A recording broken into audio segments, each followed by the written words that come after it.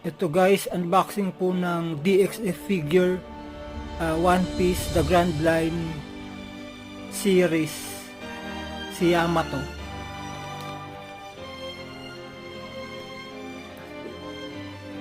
Naka-sealed pa pala, wait lang po. So ayan na nga po. Bali ang condition nito ay BIB condition. Ayan, si Yamato.